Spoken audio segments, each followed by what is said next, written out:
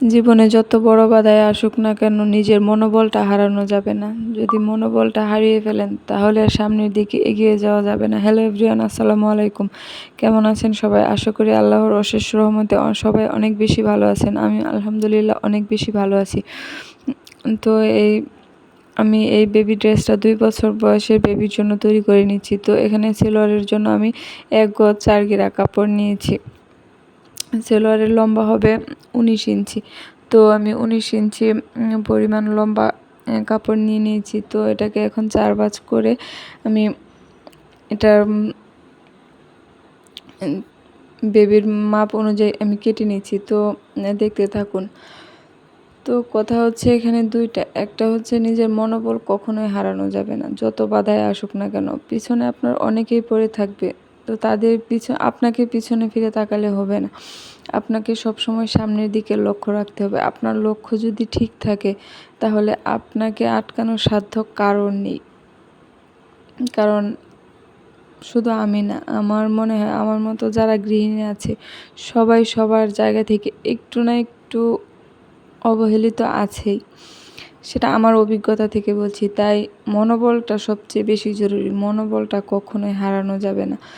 আপনি যদি মনে করেন যে আপনার লক্ষ্য ঠিক, আপনাকে ওখানে পৌঁছাতে হবে, তো সেটার বাধা আপনাকে কেউ দিতে পারবে না যদি আপনার মনোবল ঠিক থাকে। আমি অনেক ভেঙেছি, অনেক গড়েছি, অনেক ভেঙেছি, কিন্তু এখন আর আমি মনোবল হারাই না। কারণ আমি জানি আমি ছাড়া আর কেউ নেই। আমার ভালোটা আমি ছাড়া কেউ বুঝে দিবে না, কেউ না। যতই আমি কাউকে আঁকড়ে ধরি না কেন, কিন্তু আমার ভালোটা কেউ বুঝবে না। আমারটা আমাকে বুঝে নিতে হবে। তাই আর দেরি না করে নিজের ভালোটা নিজে বুঝে নিন, নিজের মনোবল শক্ত করুন, আত্মবিশ্বাস দৃঢ় করুন, সামনের দিকে এগিয়ে যান। আপনার লক্ষ্য কেউ দমাতে পারবে না। তো কথা বলতে বলতে আমার সেলোয়ার কাটা হয়ে গেছে। তো এবার আমি উপরের টপ পার্টটা কেটে নিচ্ছি। তো এখানে টপ পার্টের জন্য আমি এখানে নিয়েছি হচ্ছে 9 ইঞ্চি। তো এখানে 9.5 ইঞ্চি নিয়েছি। তো সেলাই করার পরে 9 ইঞ্চি থাকবে। কাপড়টা একটু জর্জেট টাইপের, তো একটু কাটতে আমার অনেক বেশি অসুবিধা। তো এখানে বডি নিয়েছি হচ্ছে আমি 6 ইঞ্চি, আর গলার মাপটা নিয়েছি আমি 2 ইঞ্চি, গলার ডিপ নিয়েছি 2 ইঞ্চি। পিছনে আমি একটা বোতাম লাগিয়ে দেবো, যেহেতু ছোট বাচ্চা, তো পরাতে আর খুলতে যেন একটু সহজ হয়, তার জন্য আমি পিছনে একটা বোতাম লাগিয়ে দেব। তো আর্মহোলের মাপটা নিয়েছি আমি হচ্ছে 4.5 ইঞ্চি। তো এবার এটাকে আমি মাপ অনুযায়ী কেটে নিচ্ছি।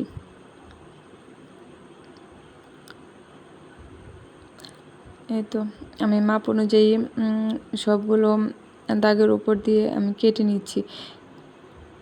কেটে নেওয়ার পরে এবার আমি নিচে যে কুচির অংশটা দেব সেটা আমি কেটে নিব। কাপড়টা কাটতে আমার খুব অসুবিধা হচ্ছিল, বারবার কাপড়টা নড়ে যাচ্ছিল, তো তার জন্য আমার কাটতে খুব একটু অসুবিধা হচ্ছিল। তো এই তো আমি পিছনে বোতাম দেওয়ার জন্য একটু করে 3 ইঞ্চি ডিপ করে কেটে নিয়েছি। তো এবার কুচির দেওয়ার পার্টটা আমি কেটে নিচ্ছি। তো এখানে আমি লম্বায় নিয়েছি হচ্ছে 15 ইঞ্চি, আর পাশে নিয়েছি হচ্ছে 8 ইঞ্চি। তো আমার টপ পার্টটা রেডি হয়ে গেল। তো এখানে এই কুচিগুলো হবে, কুচিগুলা আমি একটু কাপড়টা একটু বেশি করে নিয়েছি যাতে একটু কুচিটা বেশি হয়, যাতে সুন্দর লাগে দেখতে। তো এই তো এখন আমি পাইপিংয়ের জন্য কাপড়টা কেটে নেব। পাইপিংয়ের জন্য আমি 1.5 ইঞ্চি পরিমাণ কাপড় কেটে নিয়েছি। হাতাতে আর গলাতে দেওয়ার জন্য আমি 1.5 ইঞ্চি পরিমাণ মেপে কেটে নিয়েছি। তো কাপড়টা একটু আড়াআড়িভাবে আছে, তো এটা পাইপিংয়ের কাপড়গুলো একটু আড়াআড়িভাবে কাটতে হয়, তাতে করে সুবিধা হয়, আর ফোল্ড করতে সুবিধা হয়, সেলাই করতে সুবিধা হয়। তার জন্য আমি একটু আড়াআড়িভাবে পাইপিংয়ের কাপড়গুলা কেটে নিয়েছি। তো এই তো আমার পাইপিংয়ের কাপড়গুলা কেটে নেওয়া হয়ে গেছে।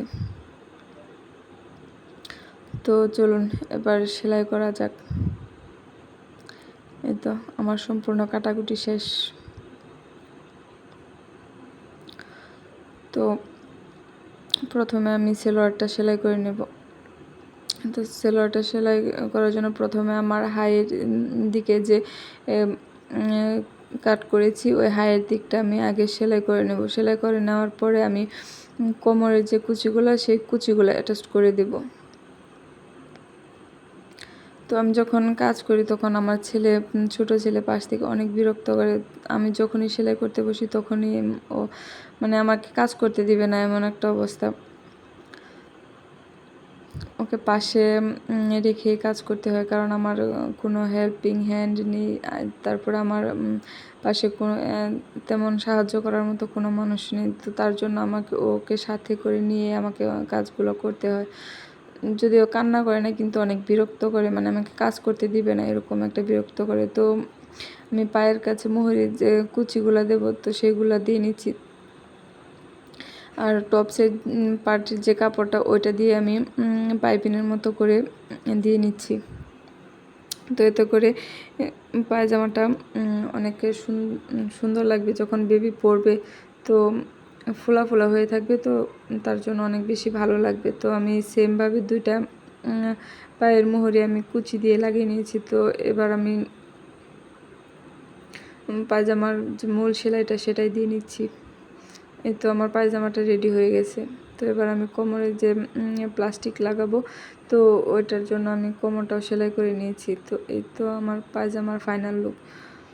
তো এবার আমি জামাটা সেলাই করে নেব। জামাটা সেলাই করার জন্য প্রথমে আমি গলাতে যে বোতামের জন্য যে কাঁটাটা দিয়েছি ওই কাঁটাতে সেলাই করে দেন আমি গলার পাইপিংটা করে নেব। এরপর আমি হাতাতেও পাইপিংটা করে নেব। আমি মানে কাজগুলো এত তাড়াতাড়ি করছিলাম, যার কারণে আমি সেলাইয়ের যে পুরো ভিডিওটা ওইটা আর দিতে পারছিলাম না, কারণ আমার ছেলে পাশ থেকে অনেক বিরক্ত করছিল, তার জন্য আর দিতে পারলাম না। তো এই তো আমি কুচিগুলোও দিয়ে নিয়েছি। পুরো জামাটা সেলাইয়ের আগে মানে আমার কাছে অনেক বেশি ভালো লাগছিল, মাশাআল্লাহ অনেক দেখতে অনেক কিউট লাগছিল। তো দুই সাইডের সেলাইটাও আমি দিয়ে নিয়েছি। তো দেখুন জামাটা আমার এরকম হচ্ছে। তো এবার আমি নিচের দিকে যে সেলাইটা ওইটাও দিয়ে নিচ্ছি। তো আমার ভিডিওটি যদি আপনাদের ভালো লাগে বা আমার কথাবার্তা যদি আপনাদের ভালো লাগে, তাহলে অবশ্যই আমার চ্যানেলটা সাবস্ক্রাইব করে আমার পাশে থাকবেন। আর জামাটা কেমন হয়েছে অবশ্যই আমাকে কমেন্ট করে জানাবেন।